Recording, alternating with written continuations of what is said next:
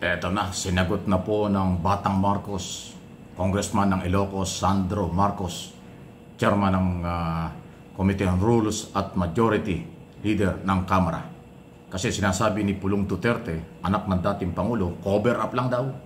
Itong pagpapalit ng speaker sa ngayon, after Romualdez, ay si Speaker Dina. Ito yung sagot po ng, minsan lang po itong magsalita. Pero may talino, may tapang at very professional kung mga sumagot sa tanong ng media. Ito po si Congressman Sandro Marcos. Naku ma'am, baka style ngayon ng anak siya ng Pangulo. Pero I can assure you that we are consultative with all the party leaders. Pwede mo silang tanungin. We met for plenty of weeks. Kung nagpakita sana si Pulong dito sa trabaho at sa session, baka makikita din niya. But I'm sure he's busy looking for the 51 billion that was spent in his district. Ayun o, sandali ha. Sandali yung sinabi niya, nakuha nyo. Sabi ni Congressman Marcos, kung pumapasok lang daw po si Pulong Duterte, ibig sabihin hindi pumapasok as congressman, malalaman daw niya kung anong nangyayari sa loob. Ang sabi niya, baka daw busy, naku, yun ang matindi, baka daw busy si Pulong Duterte para hanapin yung 51 billion. Wow, sipa yun matinding pitik ni Batang Marcos. Ano ba yung 51 billion? Yan po yung until now unfinished business. Unfinished business kasi hindi may paliwanag ng malinaw ni Pulong Duterte kung saan napunta ang 51 billion nung panahon ng kanyang ama at siya ang congressman sa Davao City. Binabaha pa rin ng Davao, napakalaking pera nun. Sipin mo, 51 billion, isang distrito. Abay, dapat high class na yung parang Las Vegas na dapat yung Davao City. Ayun ang pitik ng Batang Marcos. At saka mukhang lumalabas dun sa record kasi hindi naman ho yan sasabihin ni Marcos kung hindi totoo. Kasi may attendance everyday. Hindi pala pumapasok yung mga Duterte. Di ba mag-aman Duterte yun? Congressman na Davao. So hindi pala pumapasok. Kaya sabi niya, kung pumapasok lang siya, malalaman niya kung anong nangyayari sa Congress. Then sabi nga niya, baka daw busy dun sa paghahanap kung nasaan yung 51 billion. Wow, matindi ha. Matindi yung pitik ni Congressman Sandro Marcos.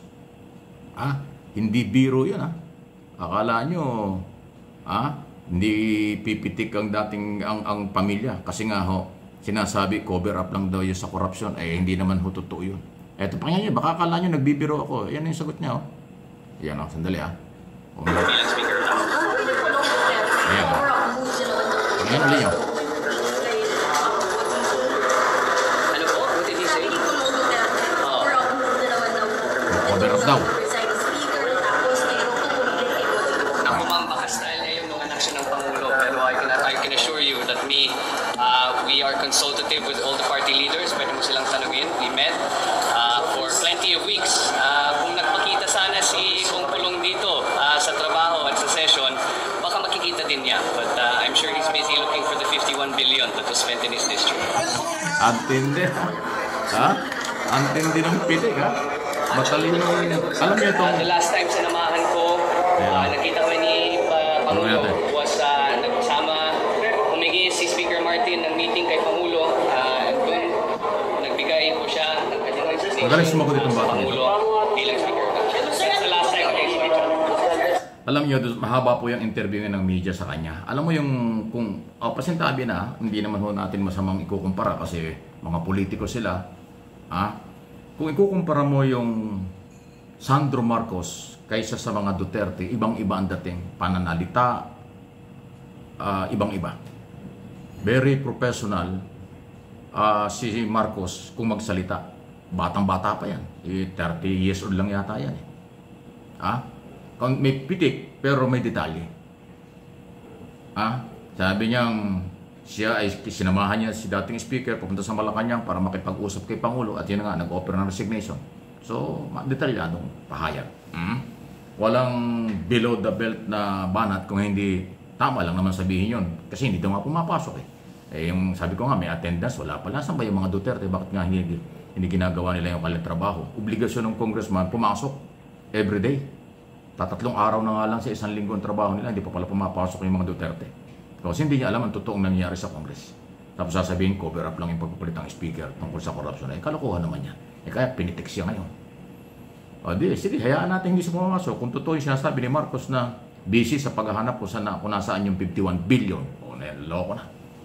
Kung yung mga gunita doon sa hearing ng isang araw sa Blue Ribbon Committee sa Congress, nabanggit yan.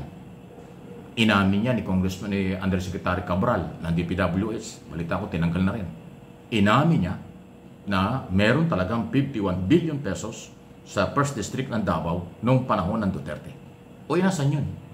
Kahit anong denial, anong gawin ng mga Duterte, pero yung Public Works Undersecretary for Planning ang nagsabi na meron talagang 51 billion. Kaya tuloy, sabi ni Marcos ngayon, baka yun ang pinagkakabalahan kaya hindi pumapasok ang isang Duterte. Hinahanap ay mahirap hanapin talaga yung 51 billion. Kasi nga, napunta yung grabe. Ano? Ang daming mahihirap, ang daming binabaha, ang daming walang pagkain, walang medicine. Tapos ito, bilyon-bilyon. Kaya nga tama yung ating pinaninindigan ng araw pa. Ha?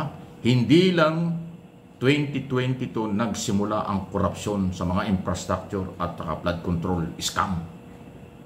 Dahil inamin na nga Diskaya, 2016 nagsimula silang naging matagumpay sa nakukuhang mga project sa gobyerno under Duterte administration until now sa Marcos administration. So hindi talaga pwedeng itago yan. At i-describe ko lang ho sa inyo, sana lahat ng politiko ganyan magsalita. Yung mga professional, kung anong tanong, sagot lang at nabibigay ang detalye. Batang-bata pang congressman ito sa Sandro Marcos, mahusay mag-handle, mahusay magdala ng question and answer kung paano niya sagutin. Okay? Sabi niya, may proseso sa Kongreso.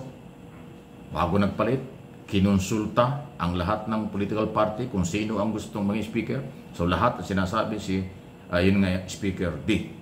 At ang Malacanang, ang hindi nakaalam kung hindi tinanggap lang yung resignation, pag-o-offer ng resignation ni dating Speaker Romualdez, tapos naging formalidad ang pagre-resign ni Speaker doon sa plenaryo sa harap ng mga congressman. Then naghalal ulit.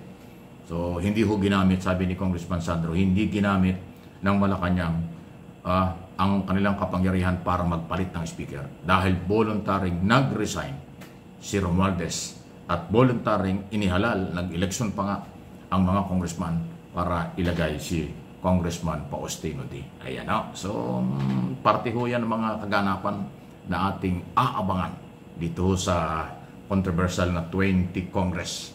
Paulit-ulit na nating sinasabi dahil paulit-ulit din ang tanong bakit daw ngayon lang na-expose ang katiwalian. Di ba binahanga tayo ng hindi normal? Noong mga nakaraang mga araw, panahon, hindi naman ganyan katindi ang baha. Ngayon tumindi kasi nga pala, ghost project. At ngayon nadidiscover pa, naku, ang dami hong sasabi talaga, maniwala kayo. Isang araw lang, nagpunta si DPW sa La Union, nakita na naman nila doon, katakot-takot na kalokohan na naman eh. Sabi sa inyo, pag sinuri ang lahat ng probinsya at region sa buong Pilipinas, daming sasabit. Bilyon-trilyon talagang project. Ang pinag-usapan ngayon Mindoro, Pampanga at Bulacan lang. Kahapon nga, o 2 days ago, La Union nasilip na Marami pa akong ganyan. Abangan ninyo. Dito sa ating channel at mga channel, tatalakayin natin yan. Lahat ng pumuputok na balita. Wala tayong pagtatakpan dito dahil hindi ko ugali yun. Wala sa prinsipyo ko may pagtakpan. Pag mali, mali. Pag tama, tama.